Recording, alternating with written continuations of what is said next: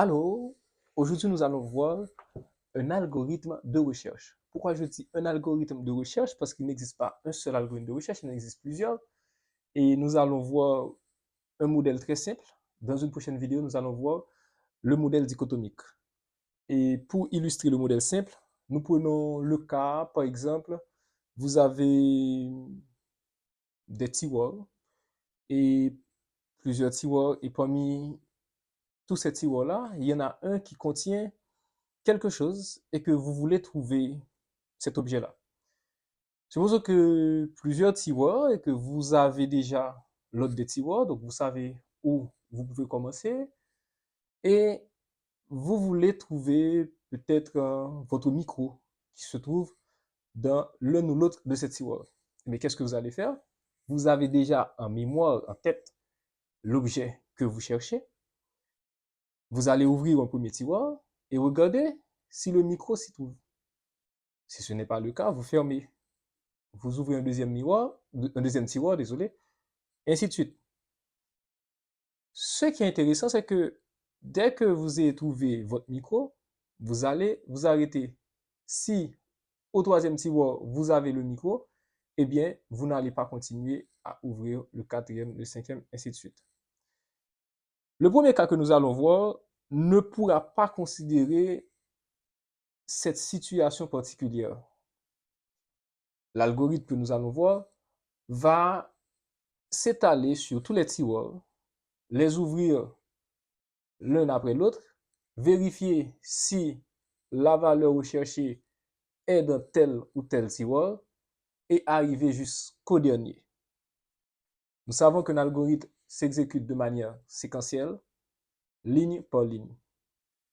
Nous n'avons pas la possibilité de faire comme dans une salle de classe. Si nous voulons trouver l'élève qui s'appelle Marie, il suffit de passer devant la salle et de demander à Marie de lever sa main. Ainsi, nous avons accès à toute la classe en même temps et tous les élèves reçoivent la même instruction, à savoir qui est Marie, que Marie lève sa main. Et Marie sera celle qui va lever sa main. L'ordinateur ne pourra pas traiter de manière simultanée plusieurs variables, à savoir plusieurs élèves, dans notre exemple.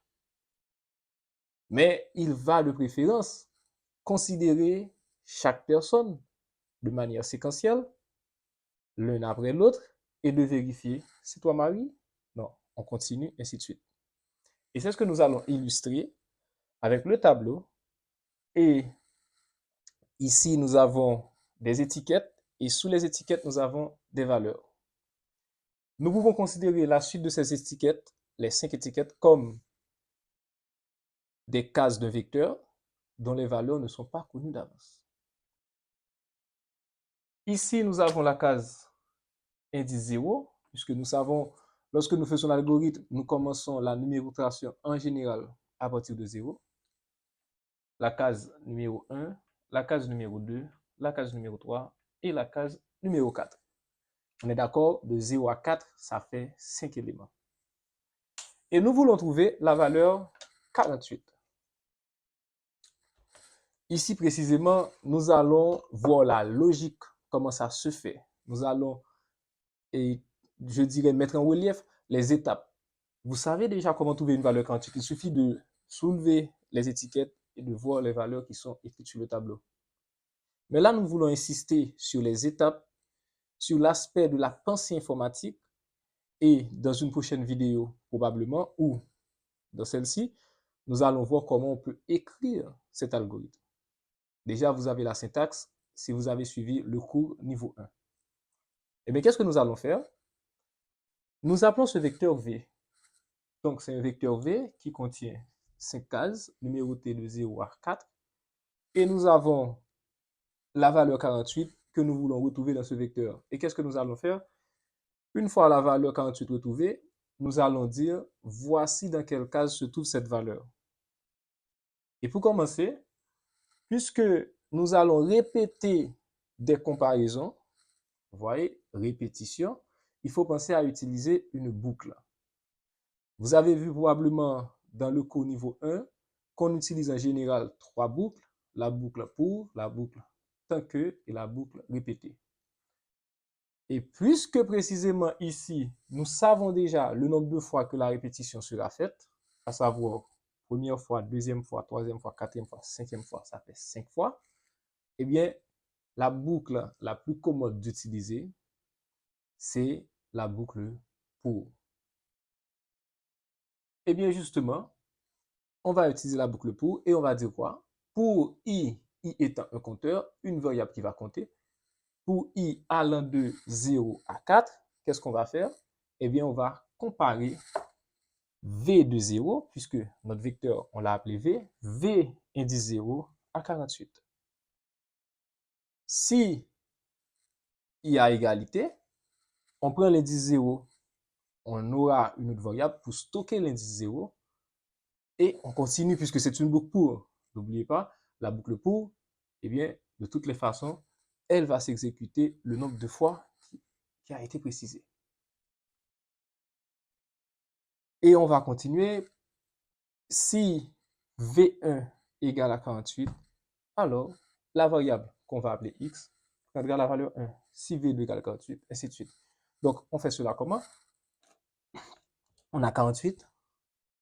On compare V0 et 48.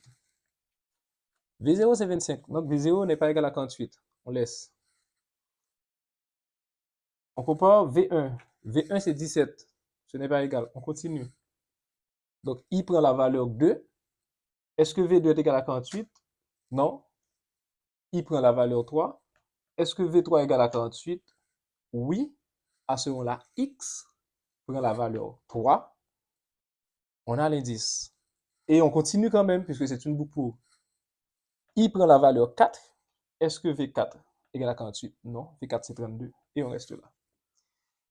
La question qu'on peut se poser, si on avait plusieurs valeurs 48, si on avait, alors la valeur 48 répétée plusieurs fois, disons que si on avait la case 1, la case 2, la case 4 avec la valeur 48, qu'est-ce qu'on aurait pris comme indice? Eh bien, logiquement, puisque la boucle va continuer jusqu'à la dernière case, eh bien, on aurait pris le dernier indice contenant la valeur 48. Ce qui ne change pas grand-chose, puisqu'on voulait savoir de quelle case se trouve la valeur 48. Donc, il y a plusieurs cases, on prend l'une de ces cases-là, et précisément, dans cet algorithme-là, on prend la dernière case contenant la valeur.